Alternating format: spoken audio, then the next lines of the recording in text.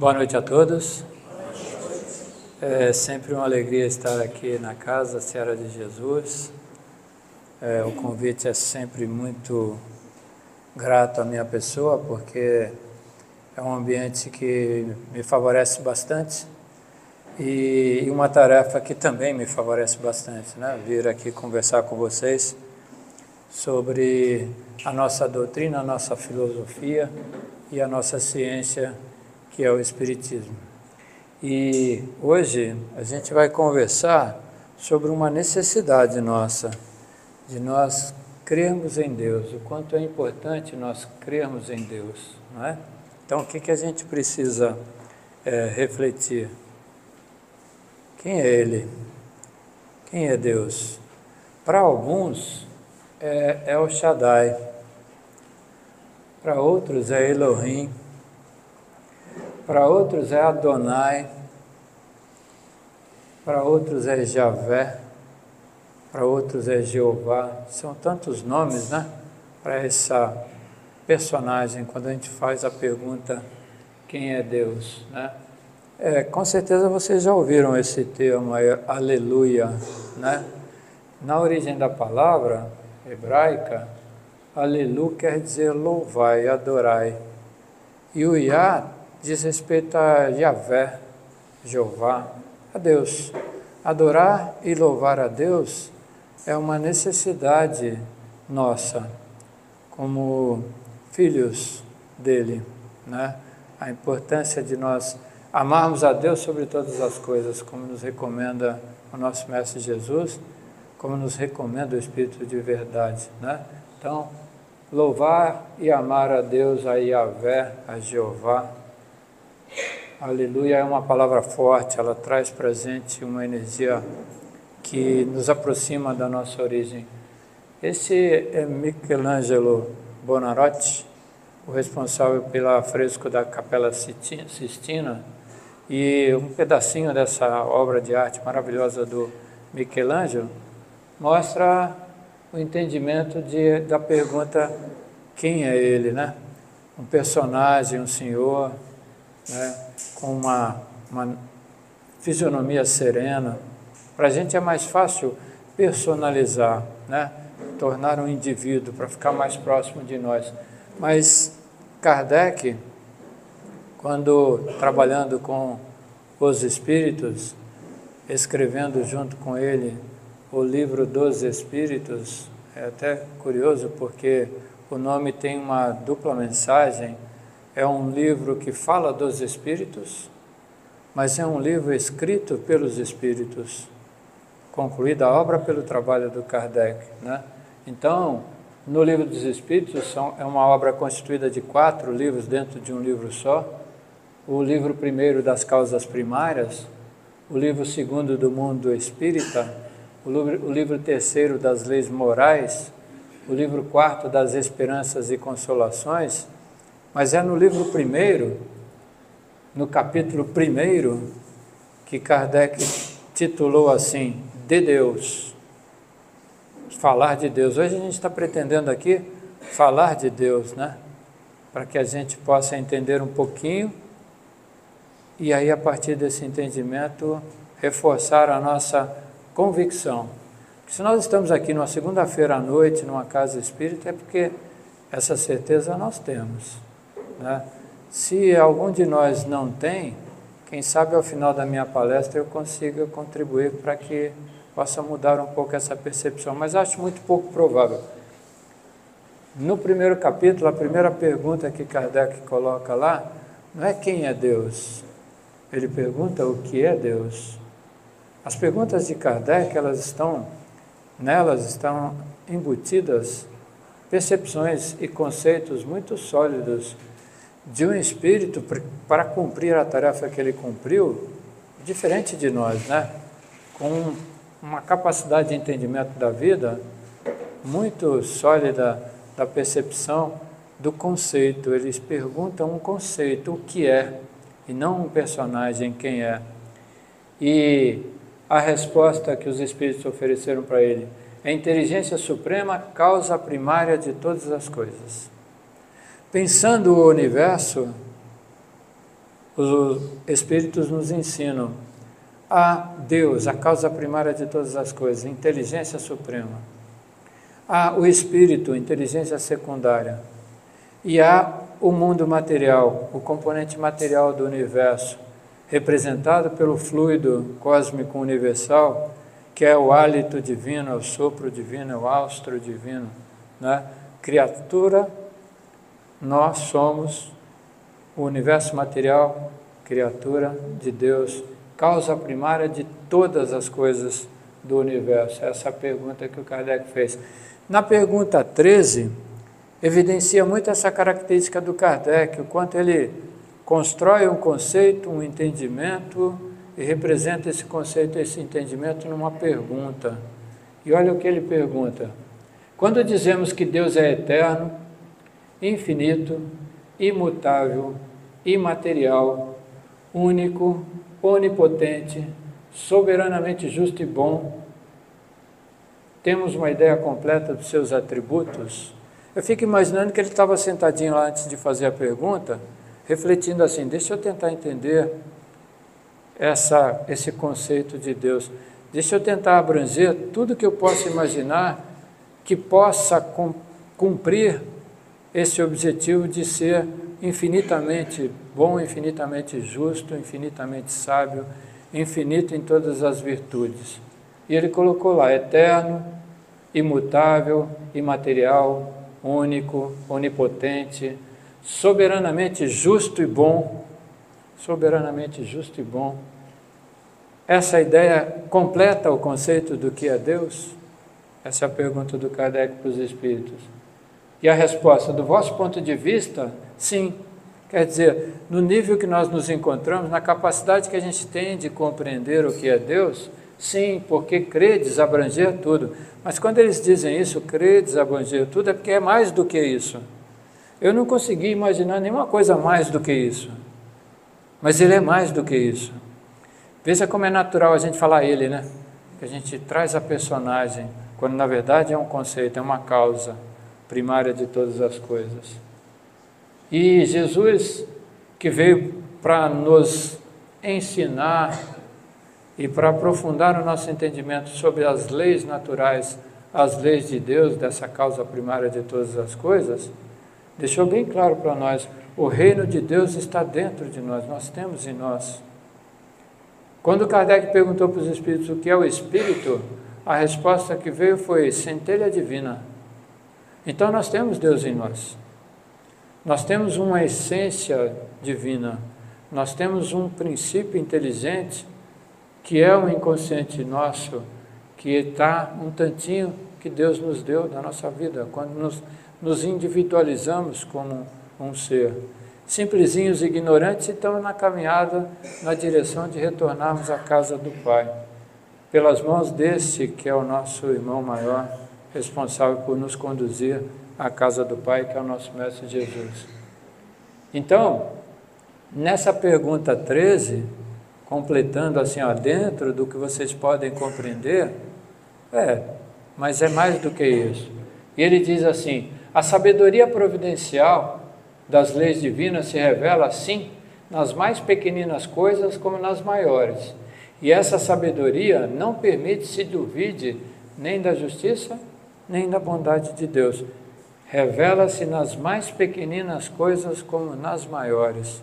Se nós prestarmos atenção às pequeninas coisas e às grandes, nós iremos perceber a infinita justiça e a infinita bondade de Deus e vamos nos aproximar um pouco desse conceito.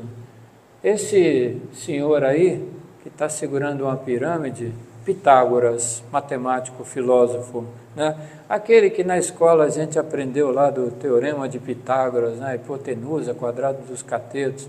Eu faltei nessa aula, por isso eu fui fazer a área da saúde, né? Se a gente gostasse de matemática, mas a gente depende muito da matemática. Olha o que Pitágoras fala da matemática. A matemática é o alfabeto com o qual Deus escreveu o universo. É uma matemática de infinita sabedoria. É isso aí que esse filósofo está nos apresentando, Pitágoras. Esse rapazinho aí, um matemático, filósofo também, Leonardo Fibonacci, ele fez uma percepção de uma sequência de números, chamada sequência de Fibonacci. Cada número é a soma dos seus dois antecessores. E aí ele estabeleceu uma sequência com essa regra. Pô, mas segunda-feira à noite ficar falando de matemática e números. Mas vamos na pegada do Pitágoras. O que o Fibonacci falou? Se eu somar o 1 com 1 vai dar 2. Se eu somar o 2 com 1 vai dar 3. Se eu tomar o 3 com 2 dá 5, o 8 com 5 dá 13. E se você for infinitamente nessa sequência, você vai formar a sequência de Fibonacci. Se você ainda tiver a paciência de dividir o número 3 pelo 2, depois o 5 pelo 3, a cada divisão do número da frente com o número anterior, você vai se aproximar de um número que esse arquiteto grego, Fídias, que foi o responsável na Atenas pela construção do Partenon, né, identificou uma razão matemática chamada razão áurea, razão de ouro, e o número de ouro, em que um segmento A e um segmento B com essa proporção, se você somar um pelo outro, ou se você dividir, somar um por outro e dividir pelo A, o A ou B dividir pelo A, você vai chegar no número chamado número Φ, de Fídias, que é um número que representa essa razão áurea, e que se você fizer quadradinhos com essa proporção, por exemplo, 1 com 1, 2, 2 com 3, 5, 5 com 3, 8 com 5, 13, 13, 21, 8 com 13, 21. Você está pegando os números da sequência de Fibonacci. E a proporção dos quadradinhos 1 e 1 e 2, a proporção do quadradinho 8, 5 e 13, a proporção do quadradinho 8, 13 e 21, representa essa proporção do número Φ, essa proporção da razão áurea. E se você pegar o ângulo desses quadradinhos e juntar os ângulos deles, você vai formar uma espiral, que é a espiral de Fibonacci. Matemática pura esse negócio aí. Mas é uma matemática interessante, que foi a matemática que ele usou para construir o Partenon, modelo de beleza arquitetônica. Você encontra essa proporção dos quadradinhos no Partenon. Você encontra a proporção desses quadradinhos no corpo humano. A razão áurea está no corpo humano, em várias partes do nosso corpo humano. Se você esticar o braço e pegar aqui... Opa, desculpa. Acho que eu saí da apresentação, voltei. Se você pegar a linha vermelha e a linha preta, elas representam a proporção áurea. Então, o tamanho do seu braço e o tamanho do seu membro superior todo estão na representação dessa proporção áurea. A mesma coisa acontece com o nosso dedo, as nossas falanges.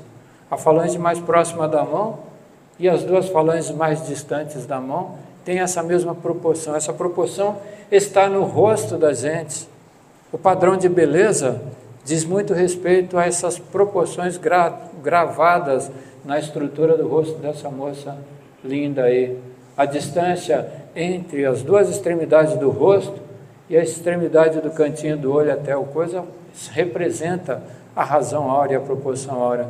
E se você colocar quadradinhos no rosto da mocinha, você vai formar uma espiral, que é a espiral de Fibonacci. Então Pitágoras não estava errado, a matemática é o alfabeto de Deus. E Fibonacci não estava errado, essa sequência de números está representada em várias coisas, como por exemplo isso daí, que é do girassol, a sementezinha lá que fica no centro do girassol, não sei se está dando para você perceber, faz uma espiral. Se você pegar um caramujo, também a mesma coisa na construção do caramujo, está lá a espiral de Fibonacci.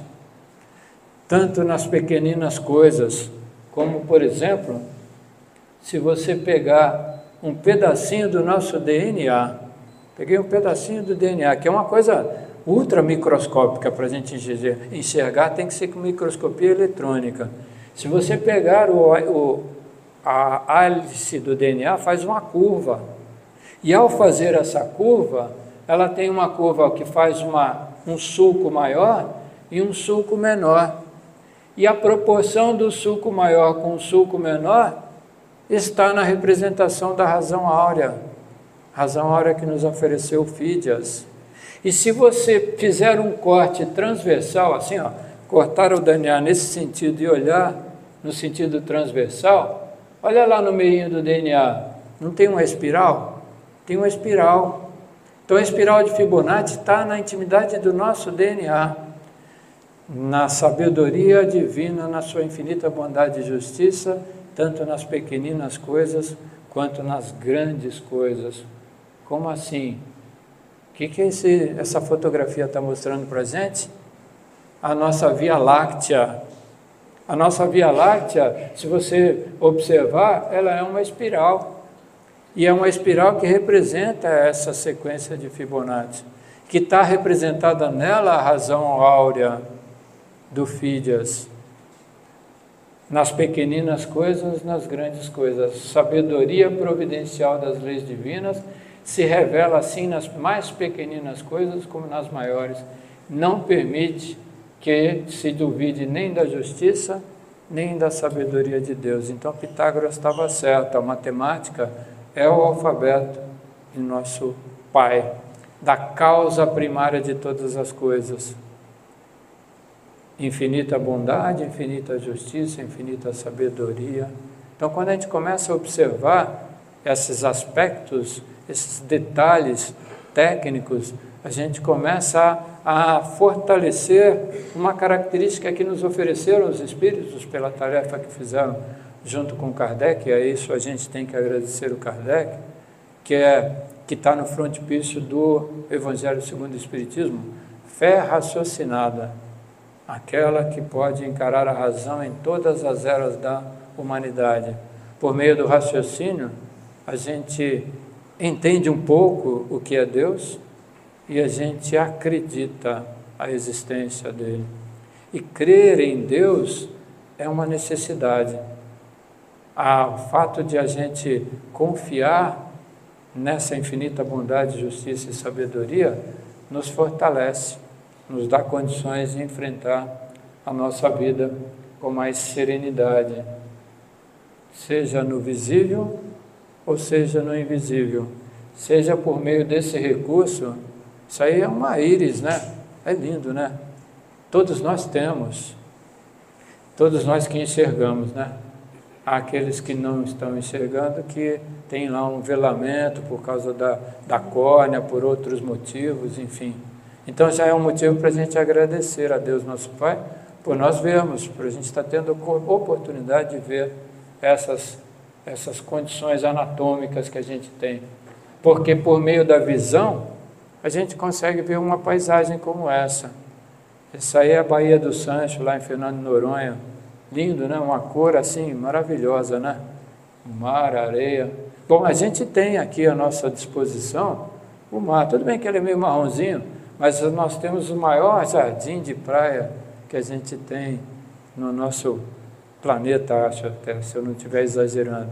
Mas a gente tem a paisagem do mar à nossa disposição para a gente observar a natureza, e ao observar a natureza, ao ver a beleza da natureza, a gente está se aproximando um pouquinho de Deus, né? Então, tomar um tempo para observar a natureza é importante, seja o nascer do sol. Mas espera aí, eu não consigo acordar às 4 horas da manhã, 5 horas da manhã para ir caminhar na praia. Tudo bem, não precisa ser o nascer do sol, pode ser o pôr do sol. Os dois têm beleza da mesma maneira. Os dois se aproximam de Deus da mesma maneira. Os dois fortalecem a sua fé, a sua crença na existência de Deus. Os dois te dão essa oportunidade. Ah, mas na hora do pôr do sol eu estou trabalhando, não dá. Tudo bem, você pode observar a lua, quando tem uma lua maravilhosa para você ver. E várias vezes a gente a tem para a gente admirar. E ao admirar a lua, ao admirar o pôr do sol, ao admirar o nascer do sol, ao admirar a paisagem da natureza, aquela girassol que a gente viu, o caranguejo que a gente viu, né, o caracol que a gente viu, a gente tem a oportunidade de ver Deus. Quando você observa a natureza, você está tendo a oportunidade de ver Deus. Ah, mas eu não estou enxergando muito bem. Legal, então você pega uma luneta, como fez Galileu Galilei. Galileu Galilei teve um problema, acho que você não vai ter problema. Ele teve um problema porque ele observou a Lua e viu que ela tinha irregularidades, e na época a crença é de que os astros eram obras de Deus, eram perfeitas, não poderia ter irregularidade. Mas ele pegou uma lente, observou a Lua, viu que tinha irregularidade e falou, olha, não é bem assim não. Aí os caras falaram, olha, é melhor você mudar de ideia, senão você vai ser considerado herege e vai ser queimado na fogueira. Aí o Galileu falou, tá bom, então vocês estão certos, eu estou errado, né? E continuou trabalhando no conhecimento.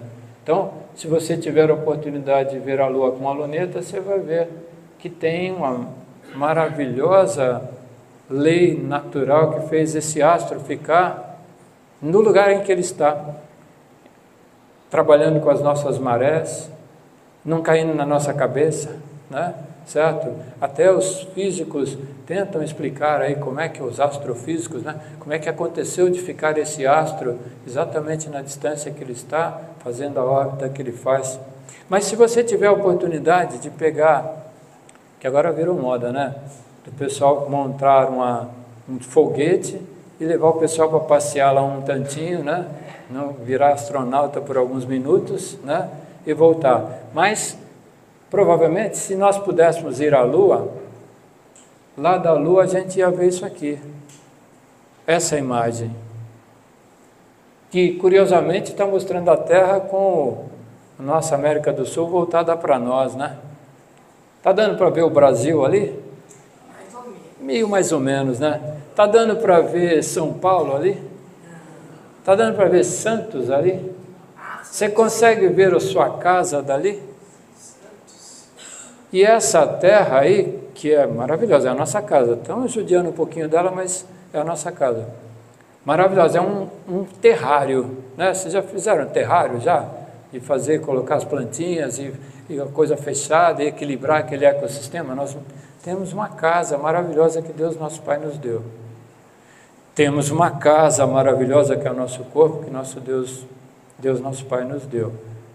E tanto a terra como nós representamos a lei da regra de ouro, de Fídias, a matemática da nossa estrutura orgânica, a matemática dos astros, está explícita aí no entendimento dessas leis naturais, né? Então, essa Terra que a gente está vendo assim, é enorme, você está vendo a Terra aí? Essa é a Via Láctea. Não dá para ver nem o sistema solar é um cisquinho. Então, quando você observa a natureza nas pequeninas coisas e nas gigantescas, você fala, puxa, eu estou achando que eu sou alguma coisa, eu não sou nada perto da infinita sabedoria e justiça, do infinito amor que é de Deus nosso Pai. Isso nos fortalece numa virtude que nós temos de desenvolver em nós, que é a humildade. E a partir dela, a gente estabelece sintonia com Deus nosso Pai. E aí, a partir dela, a gente começa a perceber a importância de nós agradecermos a tudo que temos e percebermos que a gente tem uma caminhada longa para que a gente possa ser co-criadores maiores, como é o nosso Mestre Jesus conosco. Jesus construiu com os co-criadores maiores a nossa casa. Responsável, governador do nosso planeta, responsável por cada um de nós, a nossa célulazinha ancestral foi por comando e por trabalho desses co-criadores maiores, e que estão nos acompanhando desde os nossos princípios e vão nos acompanhar até todos nós voltarmos ao aprisco, a cerquinha que Deus nosso Pai acolhe as suas ovelhas, e Jesus já disse, não ia deixar escapar uma sequer, e não vai deixar, né? Então, a gente, conhecem? Stephen Hawking estava refletindo sobre a existência do universo. Se nós encontrarmos uma resposta para isso, palavras de Stephen Hawking, será o maior triunfo da razão humana, porque conheceríamos a mente de Deus. Ele teve uma doença que, assim, expectativa de vida pequena. Ele superou, viveu uma vida profícua. Quanta contribuição ele deu para a gente, Big Bang, tantas informações.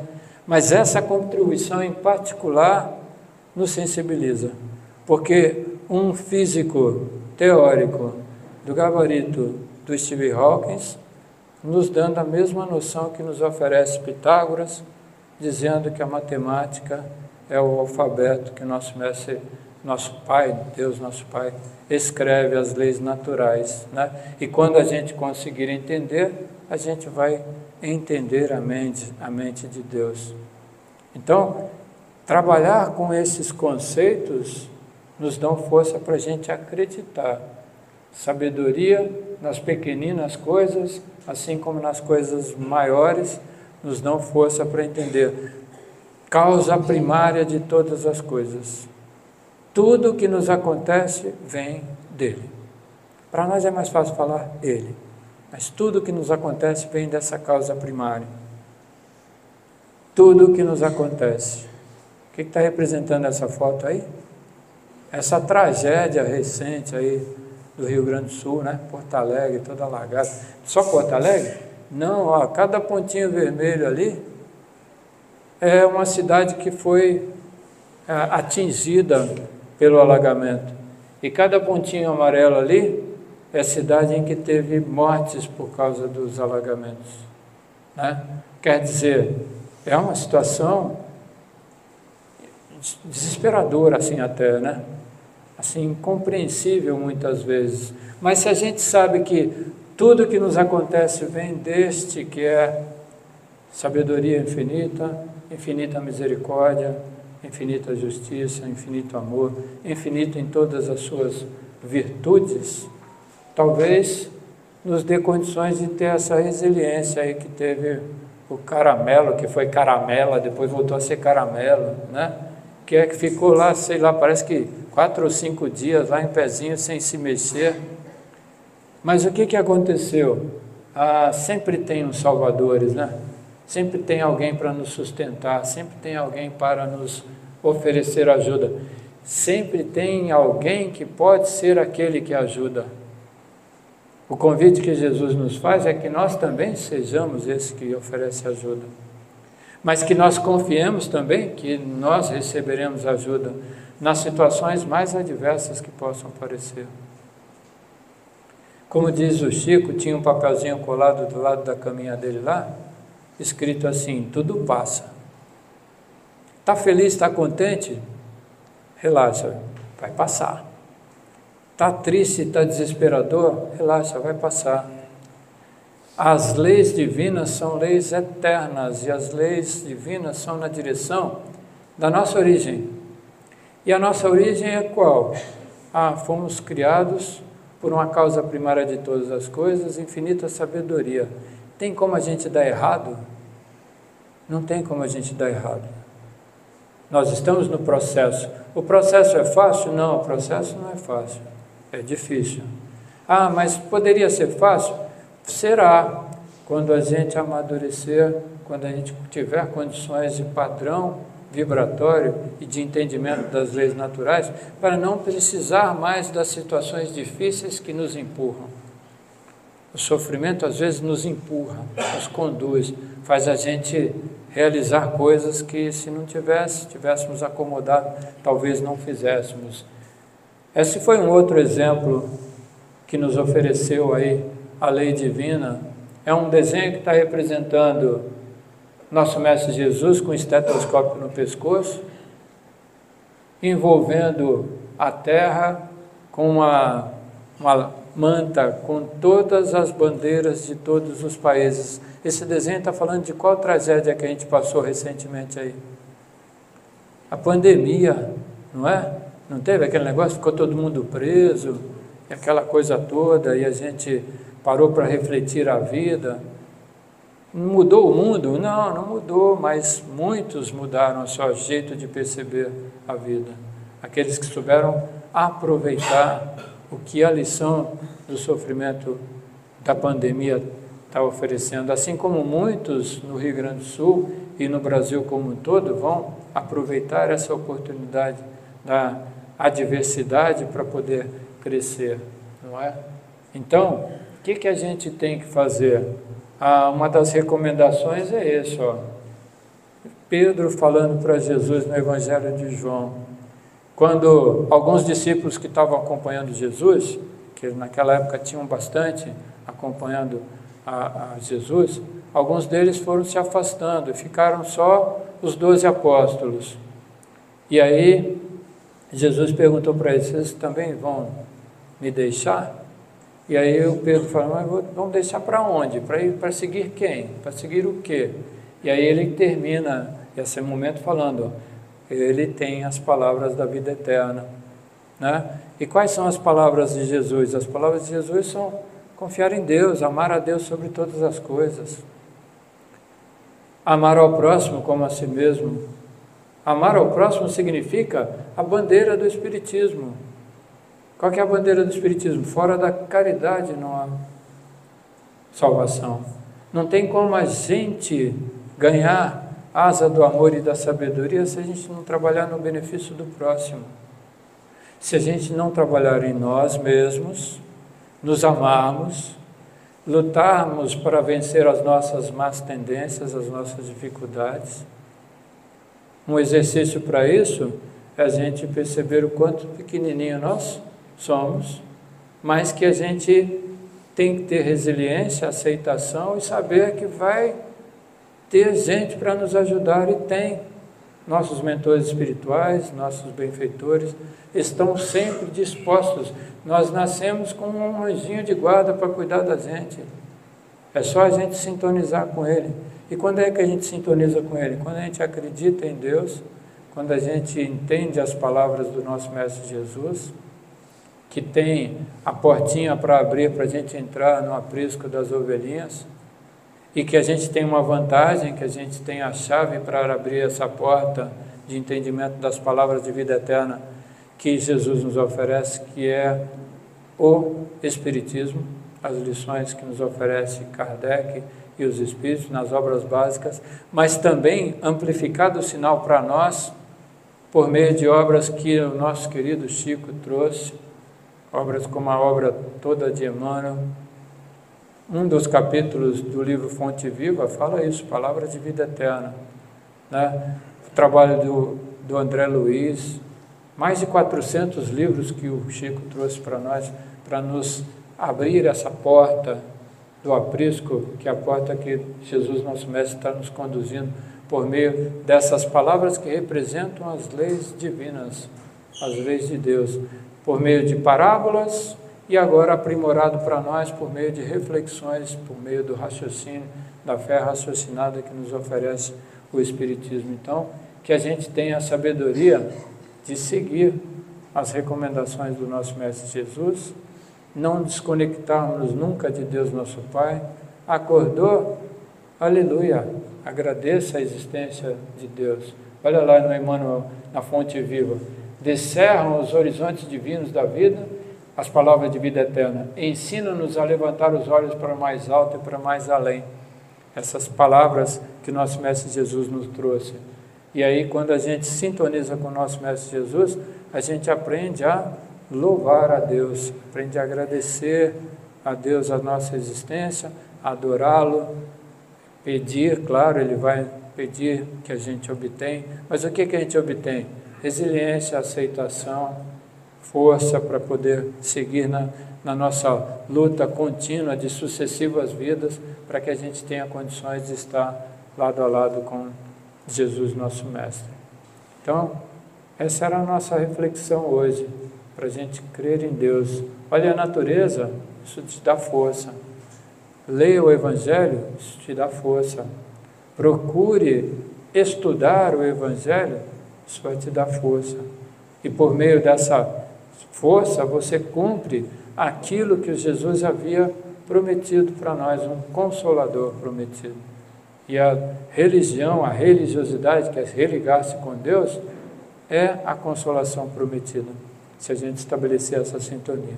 Então, mais uma vez, muito obrigado ao Jesus, Seara de Jesus, pelo convite que sempre me faz aqui para vir compartilhar com vocês um momento de reflexão. Me desculpem pela matemática, né? Mas, de qualquer maneira, é o caminho que eu encontrei para poder chamar a atenção do quanto é importante a gente crer em Deus.